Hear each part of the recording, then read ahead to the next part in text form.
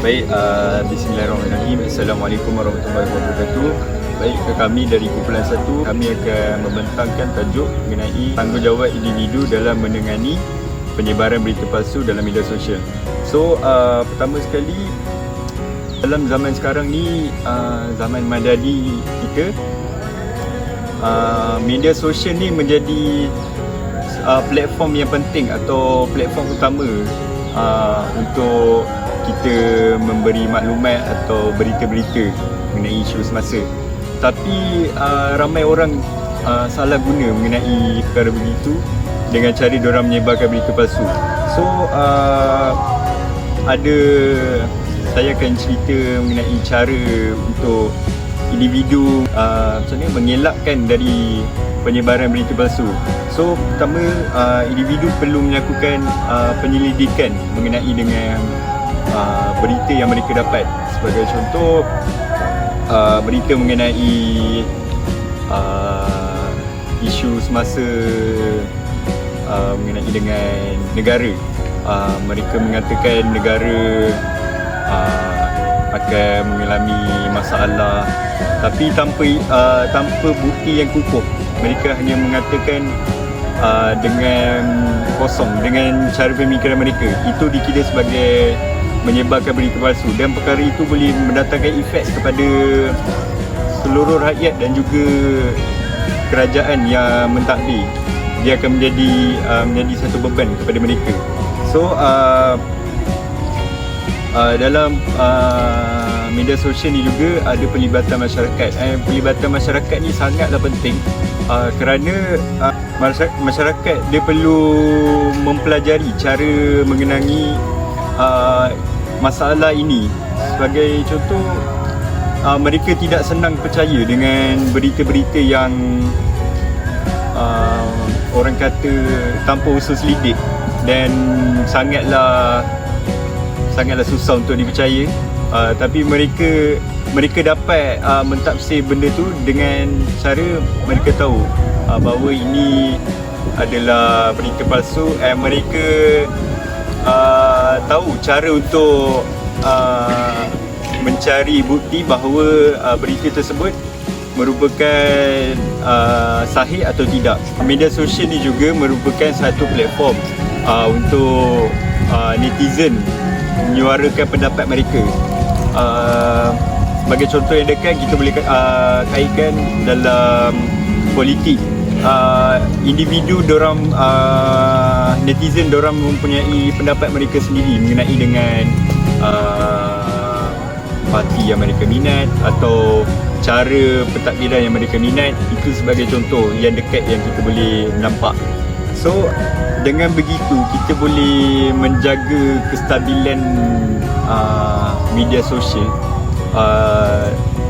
disebabkan masyarakat mereka dapat mentafsir berita palsu, dan individu netizen sendiri mereka tahu hak mereka ke atas media sosial dengan cara tidak menyebarkan berita tanpa usus lidik. Baik, itu sekian dari saya, isi yang saya akan terangkan. So kita akan terus kepada isi seterusnya.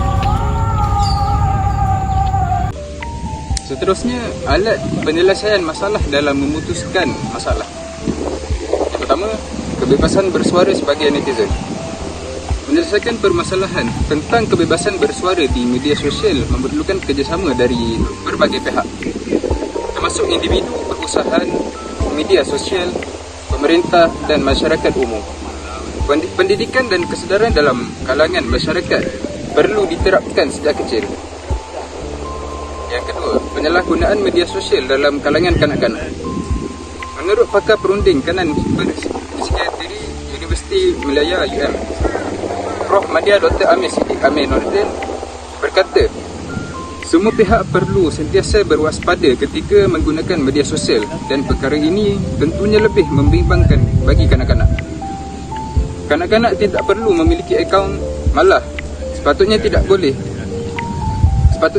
boleh kerana ada hak umur dan ibu bapa perlu tahu laman dikunjungi anak tersebut. Yang ketiga, penyalahgunaan media sosial yang mengakibatkan buli cyber dan serangan phishing. Antara kesan-kesan negatif buli cyber terhadap mangsa termasuklah seperti menjatuhkan imej dan reputasi, menjejaskan kesihatan mental, mengancam keselamatan dan sebagainya. Harus diketahui bahawa buli cyber ini sebenarnya adalah perkara yang amat serius dan bercanggah dengan prinsip asas hak asasi seorang manusia untuk hidup secara bermaruah.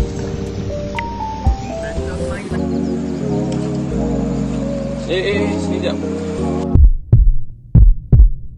Saya nak sambung tentang masalah isu netizen tadi. Apakah penyelesaian masalah dia? Bila penyelesaian masalah yang pertama kita boleh berikan ialah dengan adanya penglibatan masyarakat. Sebab apa? Penglibatan masyarakat ni merupakan salah satu cara untuk kita sampai solusi yang seimbang dan juga relevan. Hal ini kerana sebab dengan meningkatkan kesedaran, ia dapat memungkinkan masyarakat itu sendiri menyuarakan pandangan mereka untuk membantu dalam mengatasi kesedaran tentang isu berita palsu. Baiklah, yang kedua saya nak sambung pula tentang poin yang kedua ialah penyalahgunaan media sosial dalam kalangan kanak-kanak. So, apa penyelesaian dia?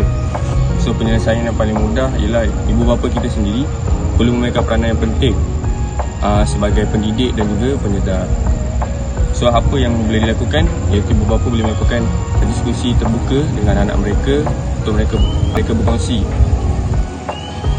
berkongsi pengalaman mereka dan juga ilmu-ilmu yang tentang bahayanya penggunaan media sosial yang tidak terkawal dan seperti tersebarnya berita palsu dan juga cyberbullying. Okey, dari apa yang mereka kongsikan tadi dapat disimpulkan bahawa setiap individu mempunyai peranan masing-masing dalam mengatasi penyebaran berita palsu. Okey, dengan apa yang telah dikongsikan sebentar tadi, kita dapat mencegah masalah penyebaran berita palsu yang dapat merebak ke generasi yang akan datang. Kiranya kita sebagai individu, kita mempunyai tanggungjawab untuk selidik dulu ataupun membaca dulu berita apa-apa pun untuk kita kongsikan kepada orang yang seterusnya. Okey, itu saja. Tidak pasti, jangan kongsi. Sekian, terima kasih. Bye.